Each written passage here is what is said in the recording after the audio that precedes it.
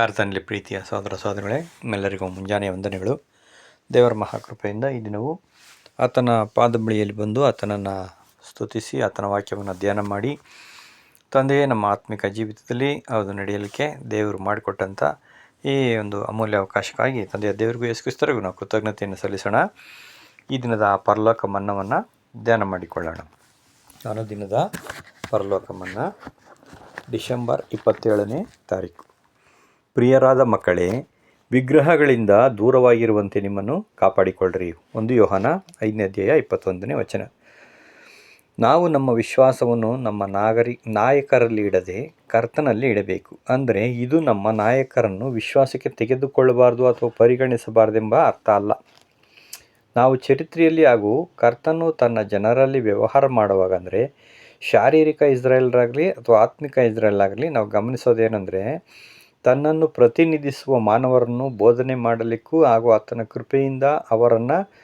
ಕೃಪೆಯಿಂದ ಜ್ಞಾನಕ್ಕೂ ಕೊಂಡೊಯ್ಯಲು ಉಪಯೋಗಿಸ್ತಾನೆ. ನಾವು ಕಲಿಯತಕ್ಕ ಪಾಠ ಏನಪ್ಪ ಅಂದರೆ, ನಮ್ಮ ಕರ್ತನು ತನ್ನ ಕಾರ್ಯವನ್ನು ನಿರ್ವಹಿಸಲಿಕ್ಕೆ ಪೂರ ಸಮರ್ಥನಾಗಿದ್ದಾನೆ ಅಂತಲೂ, ನಾವು ಮಾನವ ಪ್ರತಿನಿಧಿಗಳನ್ನು ಕರ್ತನ ಮೂಲಕ ನೋಡಿ ನಾವು ಅವರ ಜ್ಞಾನ ಮತ್ತು ಶಕ್ತಿಯಲ್ಲಿ ವಿಶ್ವಾಸ ಇಡದೆ ಕರ್ತನು ತನ್ನ ಜ್ಞಾನದಿಂದ ಹಾಗೂ ಬಲದಿಂದ ಅವರನ್ನು ನಮ್ಮನ್ನು ಉಪಯೋಗಿಸಲಿಕ್ಕೆ ನಡೆಸುತ್ತಿರುವನು ಎಂಬುದರ ಮೇಲೆ ವಿಶ್ವಾಸ ಇಡಬೇಕಾಗಿದೆ. ವಿಗ್ರಹಗಳು ಅಂದರೆ ಇಲ್ಲಿ ಪ್ರಾಕೃತ ಸಾಕ್ಷಾತ್ ವಿಗ್ರಹಗಳಲ್ಲ. ಅವು ಯಾವುವೆಂದರೆ, ಯೆಹೋವ ದೇವರಿಗಲ್ಲದೆ ಇತರ ವಸ್ತುಗಳಿಗೆ ಮಾನಸಿಕವಾಗಿ, ಭೌತಿಕವಾಗಿ, ನೈತಿಕವಾಗಿ ಅಥವಾ ಧಾರ್ಮಿಕವಾಗಿ ಅವುಗಳ ಮುಂದೆ ತಲೆಬಾಗಿಸಿ ಉತ್ಕೃಷ್ಟ ಭಕ್ತಿಯನ್ನು ವ್ಯಕ್ತಪಡಿಸುವುದೇ ಆಗಿದೆ. ಯಾರು ಕರ್ತನಾದ ಯೆಹೋವನನ್ನಲ್ಲದೆ ಬೇರೆಯವರಿಗೆ ತನ್ನ ಉತ್ಕೃಷ್ಟ ಭಕ್ತಿಯನ್ನು ವ್ಯಕ್ತಪಡಿಸನೋ ಅದು ಅವನ ವಿಷಯದಲ್ಲಿ ವಿಗ್ರಹವಾಗಿರುತ್ತದೆ. ಕರ್ತನಲ್ಲಿ ಪ್ರೀತಿಯ ಸಹೋದರ ಸಹೋದರಿಗಳೇ, ಅತಿ ಅಮೂಲ್ಯವಾದಂಥ ಒಂದು ಪರಲೋಕವಾದ ಮನ್ನಾ ಇದು. ಏನಪ್ಪ ಅಂತಂದರೆ, ವಿಗ್ರಹಗಳಿಗೆ ದೂರವಾಗಿರುವಂತೆ ನಾನು ನಿಮ್ಮನ್ನು ಬೇಡ್ಕೊಳ್ತೀನಿ ಎಂಬುದಾಗಿ ಇಲ್ಲಿ ಹೇಳ್ತಕ್ಕಂಥ ಒಂದು ವಾಕ್ಯ. ಆದ್ದರಿಂದ ಇಲ್ಲಿ ನಾವು ನೋಡಬೇಕಾದ್ರೆ ಪ್ರಾಕೃತವಾಗಿರುವಂಥ ಅಥವಾ ಲಿಟ್ರಲ್ ವಿಗ್ರಹಗಳ ಬಗ್ಗೆ ಹೇಳ್ತಿಲ್ಲ. ಏಕೆಂದರೆ ಹಳೆ ಒಡಂಬಡಿಕೆಯ ಕಾಲದಲ್ಲಿ ಈ ಒಂದು ವಿಷಯದಲ್ಲಿ ಅವರು ಪಾಪಗಳನ್ನು ಮಾಡ್ತಿದ್ರು. ಆದರೆ ಇವಾಗ ನಾವು ವಿಗ್ರಹಗಳ ಬಳಿಗೆ ಬರೋದು ಇಲ್ಲ, ವಿಗ್ರಹಗಳನ್ನು ಪೂಜೆನೂ ಮಾಡೋದಿಲ್ಲ ಅಂತ ನಮಗೆ ಗೊತ್ತು. ಜಡ ವಸ್ತುವಿನಲ್ಲಿ ದೇವರಿಲ್ಲ. ದೇವರು ಜೀವಿಸುವ, ಚಲಿಸುವ ದೇವರಾಗಿದ್ದಾರೆ. ಅವರು ಬದುಕಿರುವಂಥ ದೇವರು. ನಾವು ವಿಗ್ರಹಗಳಲ್ಲಿ ನೋಡುವುದಾದರೆ ದೇವರನ್ನು ಸಾಯಿಸಿದಂತೆ ಆಗುತ್ತೆ.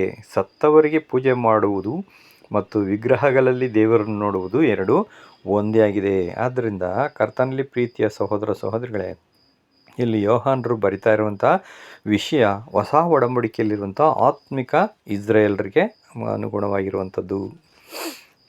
1 ಕೊರಿಂಥ 10ನೇ ಅಧ್ಯಾಯ 7:14 ಅಲ್ಲಿ ಹೇಳ್ತಾರೆ. 1 ಕೊರಿಂಥ 7ನೇ ಅಧ್ಯಾಯ 14ನೇ ವಚನ. ಕೆಲವರು ವಿಗ್ರಹಾರಾಧಕರಾಗಿದ್ದರು, ಉಣ್ಣುವುದಕ್ಕೂ ಕುಡಿಯುವುದಕ್ಕೂ ಕೂತುಕೊಂಡರು ಮತ್ತು ಕುಣಿದಾಡುವುದಕ್ಕೂ ಎದ್ದರು ಎಂದು ಬರೆದಿದೆಯಲ್ಲ ಅಂತ ಹೇಳ್ತಾರೆ. ಕರ್ತನಲ್ಲಿ ಪ್ರೀತಿಯ ಸಹೋದರ ಸಹೋದರಿಗಳೇ, ಅಲ್ಲಿ ಅವರು ಸೀನಾಯಿ ಪರ್ವತದಲ್ಲಿ ಮೋಶೆ ದೇವರ ಹತ್ರ ಆಜ್ಞೆಗಳನ್ನು ಬರೆಸ್ಕೊಳ್ಲಿಕ್ಕೆ ಬೆಟ್ಟಕ್ಕೆ ಹೋದವಾಗ ಇತ್ತ ಜನಗಳೇನು ಮಾಡ್ತಾರಂದರೆ, ವಿಗ್ರಹವನ್ನು ಮಾಡಿಕೊಂಡು ಬಸವನ ವಿಗ್ರಹವನ್ನು ಅದರ ಮುಂದೆ ಕುಣಿದಾಡಿ ಜಾತ್ರೆಯಂತೆ ಏನು ಮಾಡ್ತಾರೆ, ಕುಣಿದಾಡ್ತಾರೆ, ಕೂತ್ಕೊಳ್ತಾರೆ, ಕುಡಿಯೋದಕ್ಕೆ ಕೂತ್ಕೊಳ್ತಾರೆ ಅಂತ ಇಲ್ಲಿ ಬರೀತಾರೆ. ಆದ್ದರಿಂದ ನೀವು ವಿಗ್ರಹಾರಾಧಕರು ಆಗಕ್ಕೆ ಹೋಗ್ಬೇಡಿ. ಯಾಕೆ ಅಂತಂದರೆ ಅವರಲ್ಲಿ ಕೆಲವರು ಈ ಒಂದು ಜಾರತ್ವವನ್ನು ಮಾಡಿ ಒಂದೇ ದಿನದಲ್ಲಿ 23,000 ಮಂದಿ ಸತ್ತೋದ್ರು ಅಂತ ಹೇಳ್ತಾರೆ. ಕರ್ತನಲ್ಲಿ ಪ್ರೀತಿಯ ಸಹೋದರ ಸಹೋದರಿಗಳೇ, ಆದ್ದರಿಂದ ಜಾರತ್ವ ಅಂತ ನೋಡಬೇಕಾದ್ರೆ ಇಲ್ಲಿ ಲಿಟ್ರಲ್ ಆಗಲ್ಲ, ಇದು ಸಹಿತ ಆತ್ಮಿಕವಾದಂಥ ಅರ್ಥ. ಅಂದರೆ ಒಬ್ಬ ವ್ಯಕ್ತಿಯನ್ನು ಮದುವೆಯಾಗಿ ಅಥವಾ ಇನ್ನೊಬ್ಬ ವ್ಯಕ್ತಿಯ ಜೊತೆ ಸಂಪರ್ಕ ಇಟ್ಟುಕೊಳ್ಳುವುದು ಜಾರತ್ವ. ಆದರೆ ಅದೇ ರೀತಿಯಲ್ಲಿ ಆತ್ಮಿಕವಾಗಿ ಒಬ್ಬನೇ ದೇವರನ್ನು ಬಿಟ್ಟು ಆತನಿಗೆ ಒಡಂಬಡಿಕೆ ಮಾಡಿಕೊಂಡು ಮತ್ತೊಬ್ಬ ದೇವರನ್ನು ಅವಲಂಬಿಸಿದರೆ ಅದು ಜಾರತ್ವ ಅಂತ. ಈ ರೀತಿಯಾಗಿ ಮಾಡಿದ್ವು ಅವತ್ತು 23,000 ಮಂದಿ ಸತ್ತು ಹೋದರು ಅನ್ನೋಂಥದ್ದನ್ನು ನಾವು ನೋಡ್ತೀವಿ. ಆದ್ದರಿಂದ ನಾವೇನು ಮಾಡಬೇಕಾಗುತ್ತೆ, ಈ ಒಂದು ವಿಷಯವನ್ನು ನಾವು ಸೀರಿಯಸ್ ಆಗಿ ಅಥವಾ ಗಂಭೀರವಾಗಿ ಆಲೋಚನೆ ಮಾಡಬೇಕು. ಕರ್ತನಲ್ಲಿ ಪ್ರೀತಿಯ ಸಹೋದರ ಸಹೋದರಿಗಳೇ, ಇಲ್ಲಿ ಜಾರತ್ವವನ್ನು ಮಾಡುವಂಥದ್ದು ದೊಡ್ಡ ಪಾಪ, ಅಥವಾ ವಿಗ್ರಹಾರಾಧನೆ ಮಾಡುವಂಥದ್ದು ಎರಡೂ ಒಂದೇ ಅಂತ ಹೇಳ್ತಾರೆ. ಆದ್ದರಿಂದ ಲೌಕಿಕವಾದಂಥ ವಿಷಯಗಳಲ್ಲಿ ಮಾಡದೆ ನಾವು ಭೌತಿಕವಾಗಿಯೂ ಅಥವಾ ಒಂದು ಆತ್ಮೀಯ ಧಾರ್ಮಿಕವಾಗಿ ನಾವು ಮಾಡೋದಾದರೆ ಇವೆಲ್ಲ ತಪ್ಪಾಗ್ತವೆ. ಅದರಿಂದ ನಾವಿಲ್ಲಿ ಆತ್ಮಿಕವಾಗಿ ನಾವು ಏನು ಮಾಡ್ತೀವಿ ಅಂತ ಹೇಳೋದು, ಇದನ್ನು ವಿವರಣವಾಗಿ ಹೇಳಬೇಕಾದ್ರೆ ವಿಗ್ರಹಕ್ಕೆ ಸಮಾನವಾದಂಥ ಕಾರ್ಯಗಳನ್ನು ನಾವು ಮಾಡುವಂಥದ್ದಾಗ್ತದೆ. ಹೇಗೆ ಅಂದರೆ ಅದು ಕರ್ತನಾದ ಯೆಹೋವನನ್ನು ಅಲ್ಲದೆ ಬೇರೆಯವರಿಗೆ ವಸ್ತು, ವ್ಯಕ್ತಿ, ಆಲೋಚನೆ, ಆಸೆ ವ್ಯಕ್ತಪಡಿಸುತ್ತದೆ. ಅದೇ ವಿಗ್ರಹಾರಾಧನೆ ಅಂತ ಹೇಳ್ತಾರೆ. ಉದಾಹರಣೆಗೆ ಕೆಲವರು ಅನುಸರಿಸುವಂಥ ಬೋಧನೆಯ ಕ್ರಮ, ಮತ್ತು ಒಂದು ಪಂಥಗಳು, ಪಂಗಡಗಳು, ತಮ್ಮ ಆಶೆಗಳು, ತಮ್ಮ ಸೌಕರ್ಯಗಳು, ತಮ್ಮ ವಸ್ತುಗಳು, ತಮ್ಮ ಒಡವೆ ವಸ್ತುಗಳು ಆಗ್ಬೋದು, ಅಥವಾ ಆರಾಮಾಗಿರುವಂಥದ್ದು, ವಿದ್ಯೆ, ಹಣ, ಸ್ಥಾನ, ಮಾನ, ಬಿರುದುಗಳು, ಸ್ನೇಹಿತರು, ಅಥವಾ ದೇಶ ಅಥವಾ ಅದರ ನಾಯಕರುಗಳು, ಮತ್ತು ಸ್ತ್ರೀ ಪುರುಷರನ್ನು ತಮ್ಮ ವಿಗ್ರಹಗಳನ್ನಾಗಿ ಮಾಡಿಕೊಂಡಿರುವಂತಹ ವಿಷಯಕ್ಕೂ ಇದಕ್ಕೆ ಬರ್ತವೆ. ಇದರಲ್ಲಿ ಇವರಿಗೆ ಹೆಚ್ಚಿನ ರೀತಿಯಲ್ಲಿ ಪ್ರಾಶಸ್ತ್ಯವನ್ನು, ಪ್ರಾಮುಖ್ಯತೆಯನ್ನು ಕೊಟ್ಟರೆ, ಮನಸ್ಸಿನಲ್ಲಿ, ಹೃದಯದಲ್ಲಿ ಇವರನ್ನು ಇಟ್ಟುಕೊಳ್ಳೋದಾದರೆ ವಿಗ್ರಹಾರಾಧನೆಯಲ್ಲಿ ಪಾಲು ತೆಗೆದುಕೊಂಡಂತಾಗುತ್ತೆ, ವಿಗ್ರಹಾರಾಧನೆ ಮಾಡ್ದಂಗಾಗುತ್ತೆ, ವ್ಯಭಿಚಾರ ಮಾಡ್ದಂಗಾಗುತ್ತೆ ಅಂತ ನಾವು ನೋಡ್ತೀವಿ. ಇದು ನಾವು ಮಾಡಿಕೊಂಡಿರುವಂಥ ಅಥವಾ ಪ್ರತಿಷ್ಠೆ ಪಡಿಸಿಕೊಂಡಿರುವಂಥ ಒಡಂಬಡಿಕೆಗೆ ವಿರೋಧವಾಗಿ ನಡೆದಂತಾಗುತ್ತೆ ಕರ್ತನಲ್ಲಿ ಪ್ರೀತಿಯ ಸಹೋದರ ಸಹೋದರಿಗಳೇ. ಆದ್ದರಿಂದ ನಾವು ಇನ್ನು ಕೆಲವು ವಾಕ್ಯಗಳಲ್ಲಿ ಹಳೆ ಒಡಂಬಡಿಕೆಯಲ್ಲೇ ನಮಗೆ ದೇವರು ಏನು ಹೇಳಿದಾರದಪ್ಪ ಅಂದರೆ, ವಿಮೋಚನಾ ಕಾಂಡ 20ನೇ ಅಧ್ಯಾಯ 3ನೇ ವಚನದಲ್ಲಿ, ನಾನಲ್ಲದೆ ನಿಮಗೆ ಬೇರೆ ದೇವರುಗಳು ಇರಬಾರದು ಅಂತ ಹೇಳ್ತಾರೆ. ಆಕಾಶದಲ್ಲಿ ಆಗಲಿ, ಭೂಮಿಯಲ್ಲಾಗಲಿ, ಭೂಮಿಯ ಕೆಳಗಣ ನೀರಿನಲ್ಲಾಗಲಿ ಇರುವ ಯಾವುದರ ರೂಪವನ್ನು ನೀವು ಮಾಡಿಕೊಳ್ಳಲೂಬಾರದು, ಅವುಗಳಿಗೆ ಅಡ್ಡ ಬೀಳಲೂಬಾರದು, ಪೂಜಿಸಲೂಬಾರದು ಅಂತ ಹೇಳ್ತಾರೆ. ಕರ್ತನಲ್ಲಿ ಪ್ರೀತಿಯ ಸಹೋದರ ಸಹೋದರಿಗಳೇ, ನೋಡಿ, ನಾನಲ್ಲದೆ ನಿಮಗೆ ಬೇರೆ ಯಾರೂ ಇರಲೇಬಾರ್ದು. ಯಾಕೆ ನಾನಲ್ಲದೆ ಅಂತ ಹೇಳ್ತಾರೆ ಅಂತಂದರೆ, ಇರುವರು ಅವರೊಬ್ಬರೇ. ಆದ್ದರಿಂದ ಬೇರೆ ದೇವರುಗಳು ಅಂತಂದರೆ ದೇವದೂತರುಗಳು, ಅಧಿಕಾರಿಗಳು, ಅಥವಾ ಒಂದು ವಸ್ತುಗಳಾಗ್ಬೋದು, ನೀರಿನಲ್ಲಿರುವಂಥ ಒಂದು ಜೀವಿಗಳಾಗ್ಬೋದು, ಆಕಾಶದಲ್ಲಿರುವಂಥ ಸೂರ್ಯ, ಚಂದ್ರ, ನಕ್ಷತ್ರಗಳಾಗ್ಬೋದು. ಆದ್ದರಿಂದ ಇವ್ಯಾವುಗಳು ದೇವರಲ್ಲ. ಆದ್ದರಿಂದ ಅವುಗಳನ್ನು ಪೂಜಿಸಿ ದೇವರುಗಳು ಅಂತ ನೀವು ಮಾಡಿಕೊಡುದು ಅಂತ ದೇವರು ನಮಗೆ ಕಟ್ಟಪ್ಪಣೆಯನ್ನು ಕೊಟ್ಟಿದ್ದಾರೆ. 5ನೇ ವಾಕ್ಯದಲ್ಲಿ ಹೇಳ್ತಾರೆ, ನನಗೆ ಸಲ್ಲುವ ಗೌರವವನ್ನು ಮತ್ತೊಬ್ಬರಿಗೆ ಸಲ್ಲಗೊಡಿಸದ ದೇವರು ನಾನು. ಯಾಕೆ ಅಂತಂದರೆ ಅದು ನನಗೆ ಅರ್ಹನಾಗಿರುವಂಥ ವ್ಯಕ್ತಿ ನಾನು ಅಲ್ಲವಾ. ಇದು ಅಹಂಕಾರದಿಂದ ಹೇಳುವಂಥ ಮಾತಲ್ಲ. ಇದು ಅವರಿಗೆ ಸಲ್ಲತಕ್ಕದ್ದೇ ಆಗಿರುವುದರಿಂದ ನನಗೇ ಸಲ್ಲಬೇಕಲ್ಲವಾ. ನಾನು ನಿಮ್ಮ ಸೃಷ್ಟಿಕರ್ತನು, ನಿಮ್ಮ ಪಾಲಕನು, ನಿಮ್ಮ ಎಲ್ಲ ನಾನೇ ಆಗಿರಬೇಕಾದ್ರೆ ನನಗೆ ಸಲ್ಲುವ ಗೌರವವನ್ನು ನಾನೇನು ಮಾಡಲ್ಲ, ಮತ್ತೊಬ್ಬನಿಗೆ ಸಲ್ಲಗೊಡಿಸಲಿಕ್ಕೆ ಇಷ್ಟಪಡಲ್ಲ. ಆದ್ದರಿಂದ ಅದನ್ನ ನೀವು ಈ ರೀತಿಯಾಗಿ ನಡ್ಕೊಂಡ್ರೆ, ನನಗೆ ಸಲ್ಲುವ ಗೌರವನ ಮತ್ತೊಬ್ಬನಿಗೆ ಸಲ್ಲಗೊಡಿಸದಂತೆ ನೀವು ನೋಡ್ಕೊಂಡ್ರೆ ಒಳ್ಳೆಯದು. ಇಲ್ಲಾಂದರೆ ಇದನ್ನು ಮೀರಿದರೆ ಏನಾಗ್ತದೆ? ಹಂಗಾದರೆ ನೀವು ಬೇರೆಯವ್ರಿಗೆ ಏನಾದರೂ ಸಲ್ಲಿಸಿದ್ರೆ ಏನಾಗ್ತದಪ್ಪ ಅಂದರೆ, ಯಾರ ವ್ಯಕ್ತಿ ಆ ಥರ ಮಾಡ್ತಾನೋ ಅವನ ಮಕ್ಕಳು, ಮೊಮ್ಮಕ್ಕಳು 3-4 ತಲೆಮಾರುಗಳವರೆಗೂ ಅದರ ದೋಷ ಬರುವಂತೆ ನಾನು ಮಾಡ್ತೀನಿ, ಅದರ ಪಾಪಕ್ಕೆ, ಶಾಪಕ್ಕೆ ನೀವು ಗುರಿ ಹಾಕ್ಬಿಡ್ತೀರಾ ಅಂತ ಹೇಳ್ತಾರೆ. ನೋಡಿ, ಎಷ್ಟು ಘೋರವಾದಂಥದ್ದು. ನಾವು ಮಾಡಿದಂಥ ತಪ್ಪಿಗೆ ನಮ್ಮ ಸಂತತಿಗಳು ಅದರ ಶಾಪವನ್ನು, ಪಾಪವನ್ನು ಹೊರ್ತವೆ. ಇದು ಅತ್ಯಂತ ದುಃಖಕರವಾದಂಥದ್ದು. ನಮ್ಮ ಮಕ್ಕಳು ಆ ರೀತಿಯಲ್ಲಿ ಅವರು ಪಾಪಗಳನ್ನು ಮಾಡಿ ಅದಕ್ಕೆ ಫಲಗಳನ್ನು ಅನುಭವಿಸುವಾಗ ನಮ್ಮ ಮನಸ್ಸಿನಲ್ಲಿ ಎಷ್ಟು ನೋವುಗಳುಂಟು ಉಂಟಾಗ್ತವೆ. ನಾವು ಮಾಡಿದಂಥ ಮಿಸ್ಟೇಕಿಗೆ ನಾವೇ ಕೊರಗಬೇಕಾಗುತ್ತೆ. ಆದ್ದರಿಂದ ಮತ್ತೆ ಹೇಳ್ತಾರೆ, ನನ್ನನ್ನು ಪ್ರೀತಿಸಿ ಈ ನನ್ನ ಆಜ್ಞೆಗಳಿಗೆ ವಿಧೇಯರಾಗಿ ಯಾರದನ್ನು ಕೈಗೊಂಡು ನಡೀತಾರೋ ಅವರಿಗೆ ನಾನು 1000 ತಲೆಮಾರುಗಳವರೆಗೆ ದಯೆ ತೋರಿಸ್ತೀನಿ ಅಂತಾರೆ. ಎಂಥ ಅದ್ಭುತವಾದಂಥ ಮಾತು ಕರ್ತನಲ್ಲಿ ಪ್ರೀತಿಯ ಸಹೋದರ ಸಹೋದರಿಗಳೇ. ಎಷ್ಟು ದೊಡ್ಡ ಆಶೀರ್ವಾದಗಳನ್ನು ಕೊಡ್ತಾರೆ ನೋಡಿ.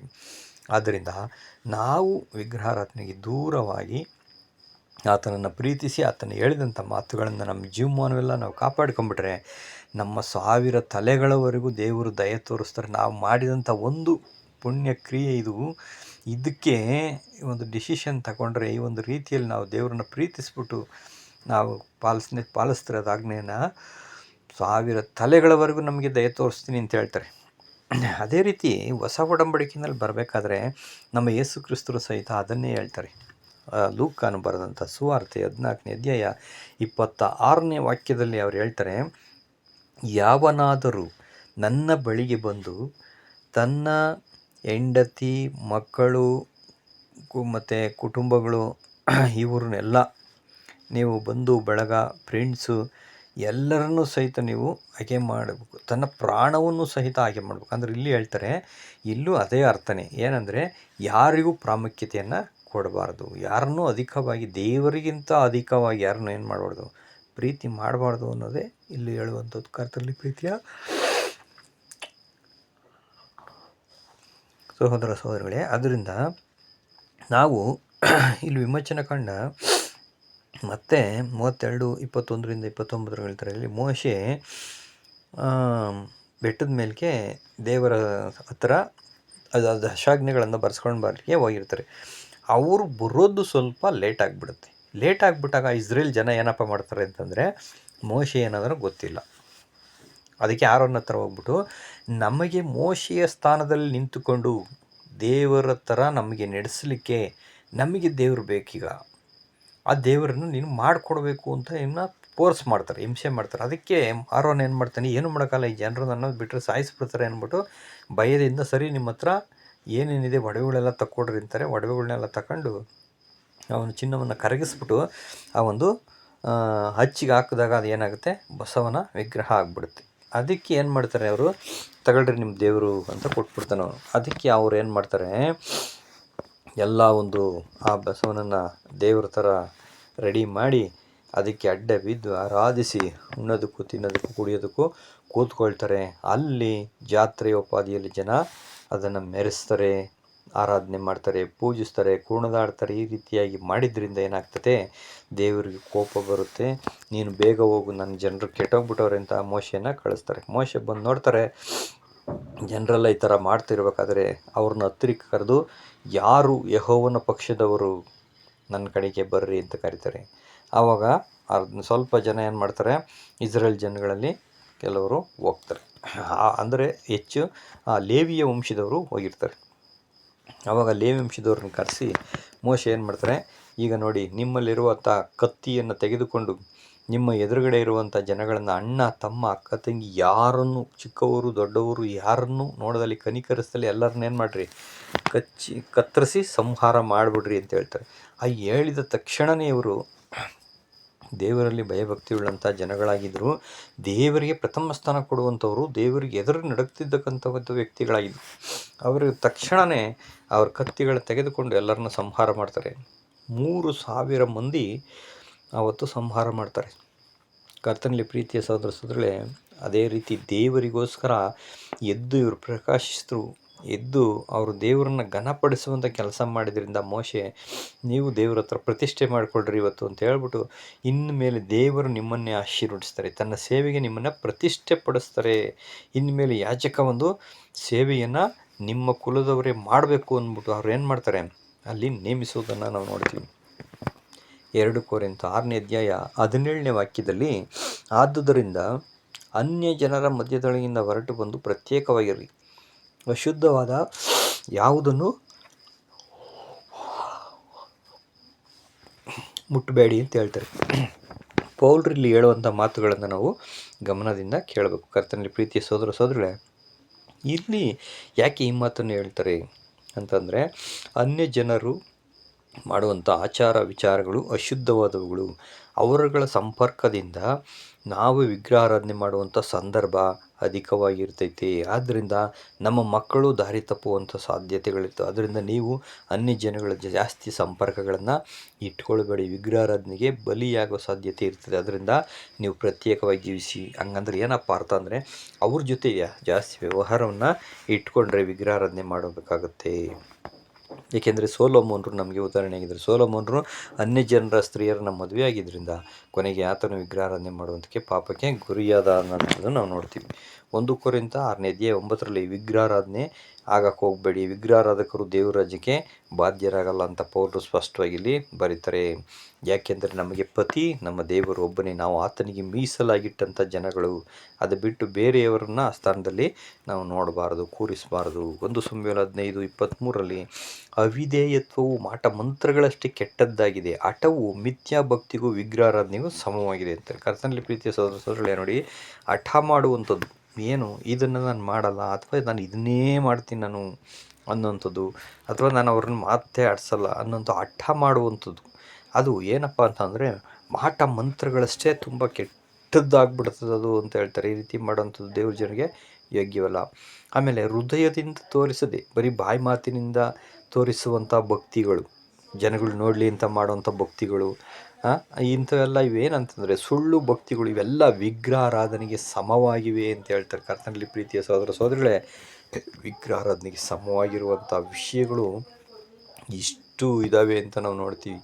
ಆದ್ದರಿಂದ ನಾವು ಏನು ಮಾಡಬೇಕು ಅಂದರೆ ವಿಗ್ರಹಾರಾಧನೆ ಅದನ್ನು ಲಿಟ್ರಲ್ ಅಲ್ಲ, ಆತ್ಮಿಕವಾಗಿ ಈ ರೀತಿಯಲ್ಲಿ ನಾವು ಮಾಡೋ ಸಾಧ್ಯತೆಗಳು ಹೆಚ್ಚಿರೋದ್ರಿಂದ ಇವುಗಳಿಂದ ನಾವೇನು ಮಾಡಬೇಕು, ತುಂಬ ದೂರವಾಗಿರೋದನ್ನು ನಾವು ಅಭ್ಯಾಸ ಮಾಡಬೇಕಾದ್ರೆ ತಂದೆಯ ದೇವರು ಈ ದಿನ ನಮಗೆ ಕೊಟ್ಟಂಥ ಆತ್ಮಿಕವಾದಂಥ ಮನ್ನಾ, ಅದು ವಿಗ್ರಹಕ್ಕೆ ಸಮಾನವಾಗಿರುವಂಥ ವಸ್ತುಗಳಿಂದ ನೀವು ದೂರವಾಗಿರಿ, ಅದು ವಿಗ್ರಹಾರಾಧನೆ ಮಾಡ್ದಂಗೆ ಆಗ್ಬಿಡ್ತದೆ ಅವುಗಳ ಜೊತೆಯಲ್ಲಿದ್ದರೆ ಅಂತ ಹೇಳ್ತಾರೆ. ಅಂಥ ಒಂದೊಳ್ಳೆ ಪಾಠವನ್ನು ತಂದೆಯ ದೇವರು ಮತ್ತು ನಮ್ಮ ಕರ್ತನಾದ ಯೇಸು ಕ್ರಿಸ್ತರ ಅನುಗ್ರಹದಿಂದ ಈ ದಿನ ಕೊಟ್ಟಿದ್ದಕ್ಕಾಗಿ ಇಬ್ಬರಿಗೂ ನಾವು ಕೃತಜ್ಞತೆಯನ್ನು ಸಲ್ಲಿಸೋಣ. ನಾವು ಪ್ರಾರ್ಥಿಸೋಣ. ನಮ್ಮನ್ನು ಬಹಳವಾಗಿ ಪ್ರೀತಿ ಮಾಡೋ ಪರಲೋಕ ತಂದೆಯೇ, ನಿಮ್ಮ ಪೂಜ್ಯವುಳ್ಳ ಜ್ಞಾನವುಳ್ಳ ಮಹಿಮೆಯುಳ್ಳ ನಾಮಕ್ಕೆ ನಮ್ಮ ರಕ್ಷಕರಂತ ಯೇಸು ಕ್ರಿಸ್ತರ ಮುಖಾಂತರ ಅನಂತ ಸ್ತುತಿ ಸ್ತೋತ್ರ ಘನ ಮಾನ ಮಹಿಮೆ ಸಲ್ಲಿಸ್ತೇವೆ. ವಿಶೇಷವಾಗಿ ತಂದೆಯಾರ ದೇವರೇ, ಈ ದಿನ ನೀವು ಕೊಟ್ಟಂಥ ಪಾಠಕ್ಕಾಗಿ ಸ್ತೋತ್ರ. ನಾವು ಆ ವಿಗ್ರಹದಿಂದ ದೂರವಂತೆ ನಮ್ಮೆಲ್ಲರಿಗೂ ನಿಮ್ಮ ಪರಿಶುದ್ಧಾತ್ಮನ ಬಲ ಕೊಟ್ಟು ಎಚ್ಚರದಿಂದ ತಪ್ಪಿಸಿ ನಮ್ಮನ್ನು ಕಾಯ್ದು ಕಾಪಾಡಿರಬೇಕಾಗಿ ಬೇಡ್ಕೊಳ್ತೇವೆ. ವಿಶೇಷವಾಗಿ ಇದನ್ನು ಧ್ಯಾನ ಮಾಡುವಂಥ ಕೇಳುವಂಥ ನಿಮ್ಮ ಮಕ್ಕಳನ್ನು ನಿಮ್ಮ ಪರಿಶುದ್ಧಾತ್ಮದಿಂದ ತುಂಬಿಸಿ ಬಲಪಡಿಸಿ ನಡೆಸಬೇಕಾಗಿ ಒಂದು ಚಿಕ್ಕ ಪ್ರಾರ್ಥನೆಯನ್ನು ನಿಮ್ಮ ಮಗನೂ ನಮ್ಮ ರಕ್ಷಕನೂ ಆಗಿರುವಂಥ ಯೇಸು ಕ್ರಿಸ್ತರ ದಿವ್ಯ ನಾಮದಲ್ಲಿ ತಾಳ್ಮೆಯಿಂದಲೂ ವಿನಯದಿಂದ ಬೇಡ್ಕೊಳ್ತೇವೆ ಪರಲೋಕ ತಂದೆಯೇ. ಆಮೇನ್. Thank you brothers.